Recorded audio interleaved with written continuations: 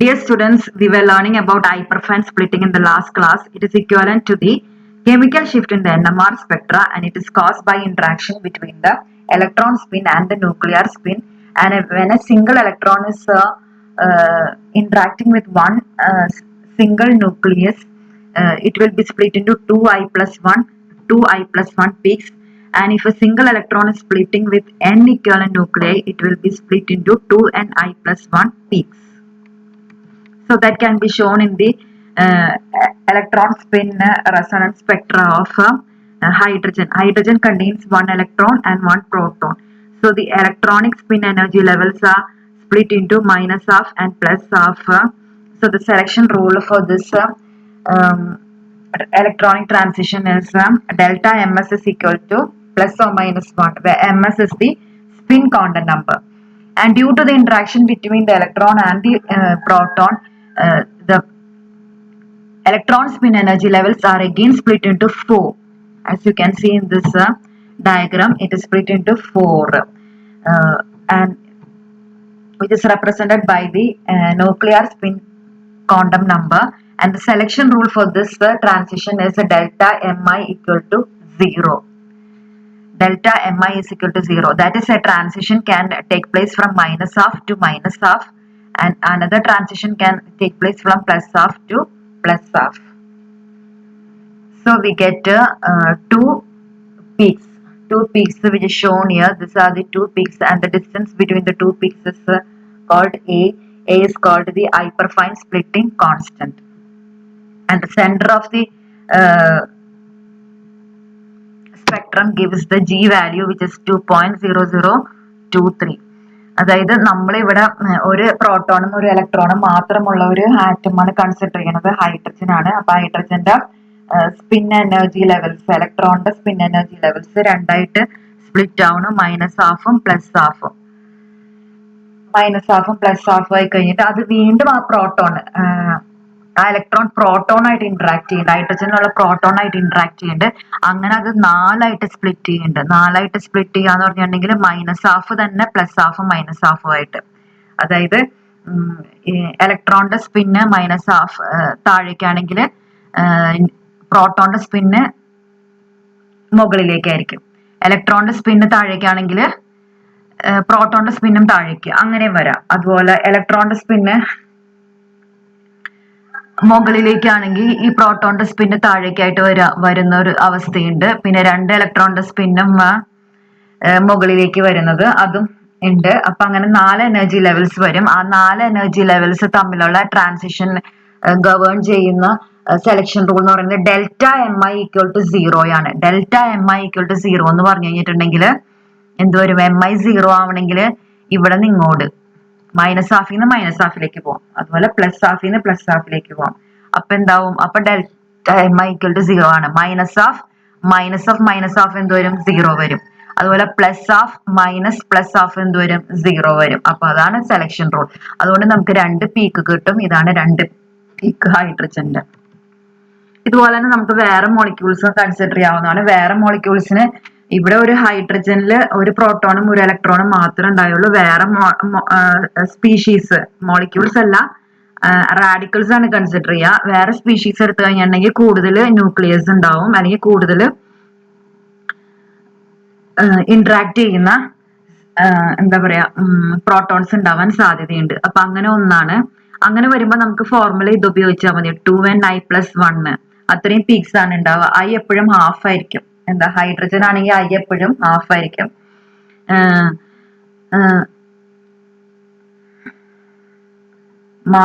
Mass നമ്പറും atomic നമ്പറും odd ആയിട്ടുള്ളവരുടെ I എപ്പോഴും ഹാഫ് ആണെന്ന് നിങ്ങൾക്ക് അറിയാവുന്നതാണ്. ഇപ്പൊ 2ni+1 പീക്സ് ആണ് വരിക. അപ്പൊ അങ്ങനത്തെ പീക്സ് എന്നൊരു എക്സാമ്പിൾ ആണ് മീഥൈൽ റാഡിക്കൽ. അപ്പൊ മീഥൈൽ റാഡിക്കൽ എന്ന് പറഞ്ഞിട്ടുണ്ടെങ്കിൽ ഈ ഇലക്ട്രോൺ, ഈ എന്താ പറയാ ഫ്രീ റാഡിക്കൽ ആയിട്ടുള്ള ആ ഇലക്ട്രോണ് കാർബൺ ആയിട്ട് ഇന്ററാക്ട് ചെയ്യാനുള്ള സാധ്യത കുറവാണ്. കാരണം കാർബണ് നിങ്ങൾക്ക് അറിയാവുന്നതാണ് C612 ആണ്. മാസ് നമ്പറും ആറ്റോമിക് നമ്പറും ഈവൻ ആയതുകൊണ്ട് അതിന്റെ I എന്ന് പറയുന്നത്, അല്ലെങ്കിൽ ആംഗുലാർ മൊമെന്റം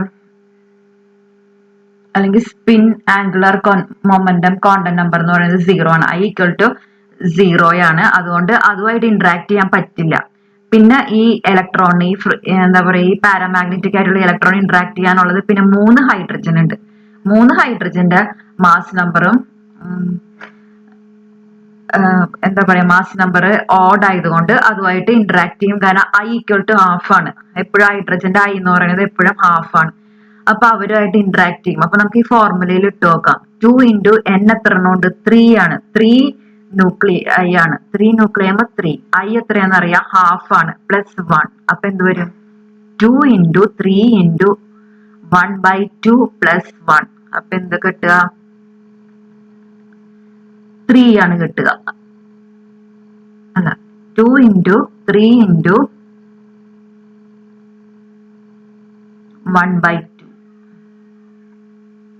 +1. അപ്പൊ 3 + 1 വരും. 4 പീക്സ് ആണ് കിട്ടുക. അപ്പൊ 4 പീക്സ് ആണ് നമ്മൾ ഈ മീഥൈൽ ഫ്രീ റാഡിക്കലിന് കാണാൻ സാധ്യതയുള്ളത്.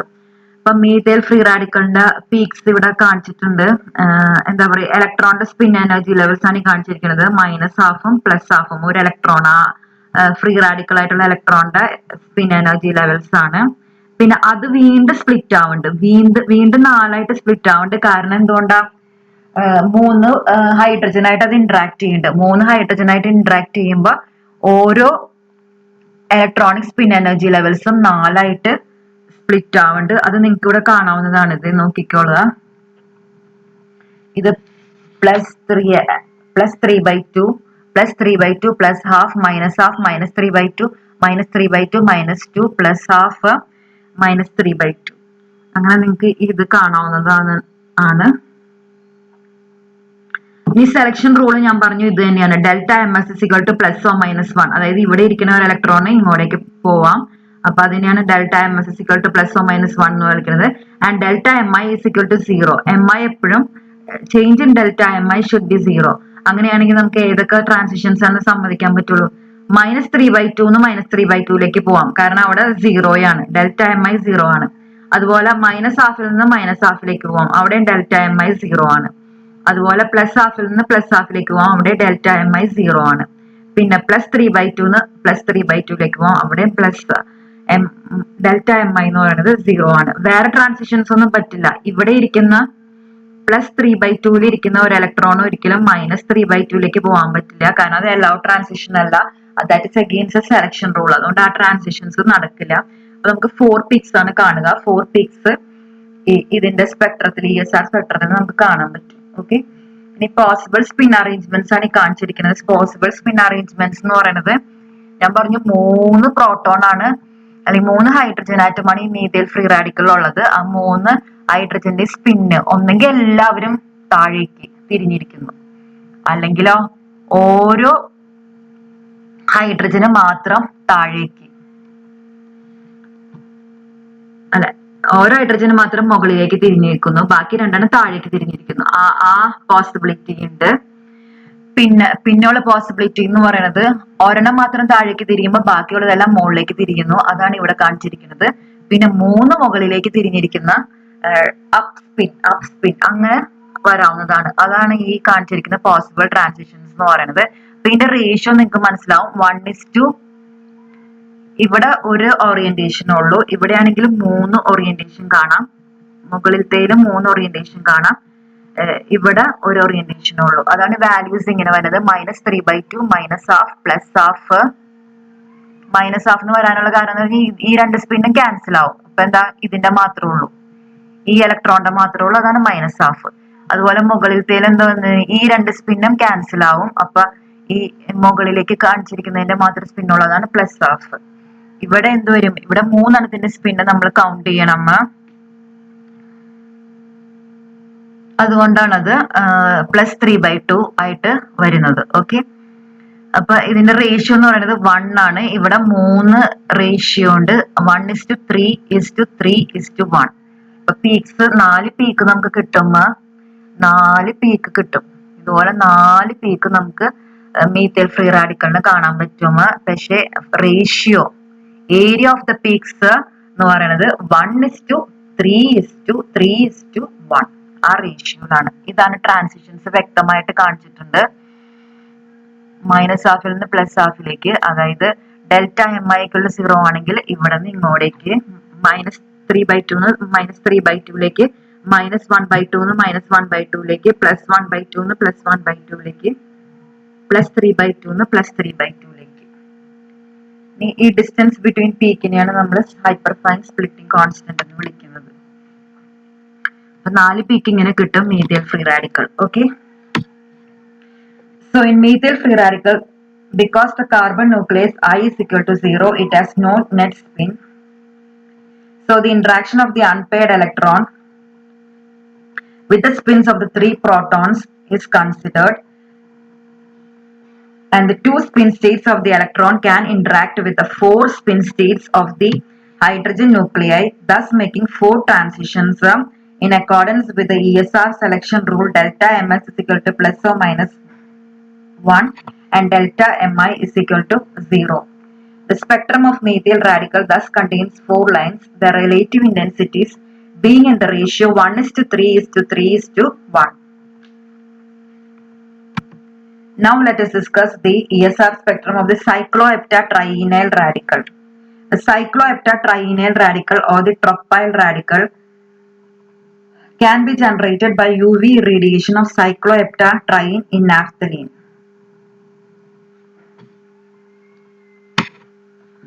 The formula is C7H7 dot, which is trapped in solid adamantine, and it shows 8 equally spaced lines. This suggests the delocalization of the unpaired electron over the heptagonal ring and its spin coupling with the spins of equivalent 7 protons to yield the octet.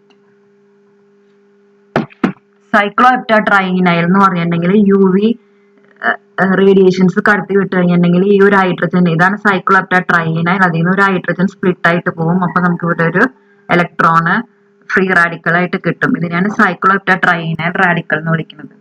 അപ്പൊ ഇതൊരു paramagnetic ആയിട്ടുള്ള electron ആണ്. അപ്പൊ അതിന് magnetic field apply ചെയ്യുമ്പോൾ electron spin energy levels വരും. ആ electron spin energy levels 7 proton ആയിട്ട്, കാർബണായിട്ട് ഇന്ററാക്ട് ചെയ്യാൻ സാധ്യതയില്ല. കാർബണിന്റെ I = 0 ആണ്. I = ½ ആയ ഹൈഡ്രജൻ 7 ഹൈഡ്രജൻ ആയിട്ട് ഇന്ററാക്ട് ചെയ്യുമ്പോൾ അപ്പൊ നമുക്ക് ഫോർമുല ഉപയോഗിക്കാവുന്നതാണ്. 2 × 7 × 1/2 + 1. അപ്പൊ എത്ര വരും? 8 ലൈൻസ്, 8 പീക്സ് നമുക്ക് കാണാൻ പറ്റും. ഇവിടെ ആ 8 പീക്സ് കാണിച്ചിട്ടുണ്ട്. അപ്പൊ ഇങ്ങനെ 8 പീക്സ് സൈക്ലോഹെപ്റ്റാട്രൈനൈൽ ഫ്രീ റാഡിക്കലിൽ കാണാൻ പറ്റും. ഇനി ഇതുപോലെ വേറെ സ്പെക്ട്രമാണ് ഫീനൈൽ റാഡിക്കൽ. ഫീനൈൽ റാഡിക്കൽ നമ്മൾ പല റിയാക്ഷൻസിലും ഇന്റർമീഡിയറ്റ് ആയിട്ട് കാണുന്ന റാഡിക്കൽ ആണ് phenyl radical. C6H5 dot. It is obtained by the UV radiation of benzene adsorbed onto silica gel at 77 Kelvin. The spectrum can show 6 lines, and this suggests the delocalization of the unpaired electron over the aromatic ring and its spin coupling with the spins of 5 equivalent protons to yield the septet or 6 lines. അപ്പൊ UV raise ബെൻസീനിൽ കടത്തി വിടുമ്പോ, which is absorbed on silica gel, അതിലേക്ക് കടത്തി വിടുമ്പോ ഇവിടുത്തെ ഒരു hydrogen പോയിട്ട് ഇവിടെ ഒരു paramagnetic ആയിട്ടുള്ള ഒരു ഇലക്ട്രോൺ വരും. ഈ ഇലക്ട്രോണ് എന്താ പറയാ 5 ഹൈഡ്രജൻ ആയിട്ട് ഇന്ററാക്ട് ചെയ്യും. കാർബണായിട്ട് ഇന്ററാക്ട് ചെയ്യാൻ സാധ്യതയില്ല, കാരണം കാർബണിന്റെ I = 0 ആണ്. I = ½ ആയ 5 ഹൈഡ്രജനും ആറ്റവുമായിട്ട് അതിന്റെ സ്പിന്ന് ഇന്ററാക്ട് ചെയ്യും. അപ്പൊ നമുക്ക് ആ ഫോർമുലയിൽ ഉപയോഗിച്ച് നോക്കാം. 2Ni+1 ആണ് ഫോർമുല. അപ്പൊ 2 × 5 × ½ + 1, 6 ലൈൻസ്. നമുക്ക് 6 ലൈൻസ് ഇതുപോലെ കിട്ടും. 6 ലൈൻസ് ഇവിടെ നിങ്ങൾ കാണുന്നുണ്ടാവും, 6 പീക്സ്. ഓക്കെ, ഇതാണ് ഫീനൈൽ റാഡിക്കലിന്റെ സ്പെക്ട്രം എന്ന് പറയുന്നത്. Now let us discuss the applications of free radicals. ESR spectroscopy is widely used to study species like free radicals, ions, or molecular fragments containing unpaired electrons.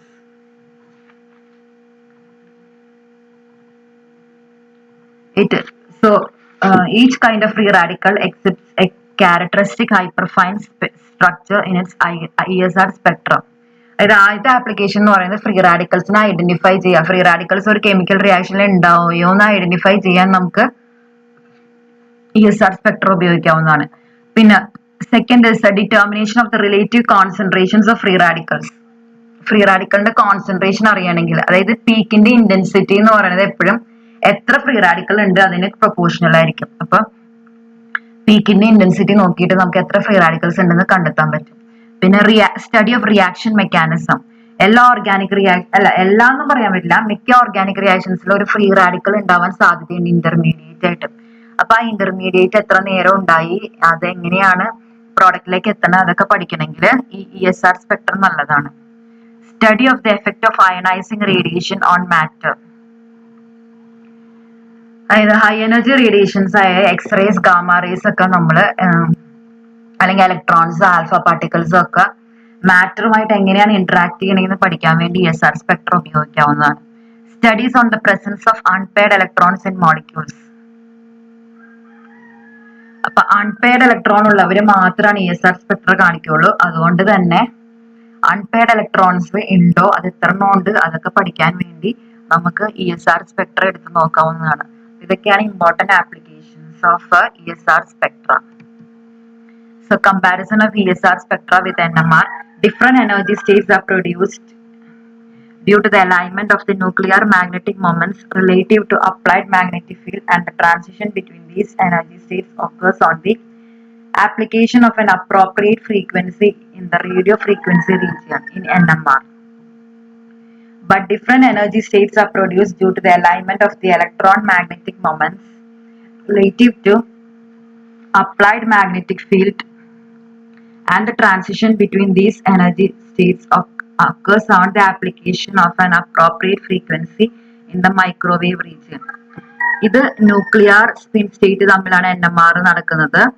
നമ്മൾ apply ചെയ്യേണ്ട frequency എന്ന് പറയുന്നത് radio frequency ആണ്. ഇതാണെങ്കിൽ electron spin States തമ്മിലാണ് transitions നടക്കുന്നത്. നമ്മൾ apply ചെയ്യേണ്ടത് മൈക്രോവേവ് ഫ്രീക്വൻസി ആണ്. NMR absorption positions are expressed in terms of chemical shift, but ESR absorption positions are expressed in terms of G values. Nuclear spin-spin coupling causes the splitting of NMR signals. Nuclear ഇവിടെ chemical shift ആണ്, ഇവിടെ G values ആണ്. പിന്നെ spin coupling, രണ്ട് സ്പിന്നുകൾ തമ്മിലുള്ള coupling ഉണ്ട് NMR-ൽ, അതിനെ splitting എന്നാണ് വിളിക്കുക. ഇവിടെ ഇലക്ട്രോണിന്റെ സ്പിന്നും ന്യൂക്ലിയറിന്റെ സ്പിന്നും കൂടിയാണ് ഇന്ററാക്ട് ചെയ്യുന്നത് അല്ലെങ്കിൽ കപ്പിൾ ചെയ്യുന്നത്. അതിനെ നമ്മൾ ഹൈപ്പർഫൈൻ സ്പ്ലിറ്റിംഗ് എന്നാണ് വിളിക്കുന്നത്. അപ്പൊ coupling of the electronic spin with nuclear sphinx causes the splitting of ESR signals. Okay, so this is the end of ESR spectra. Okay, thank you.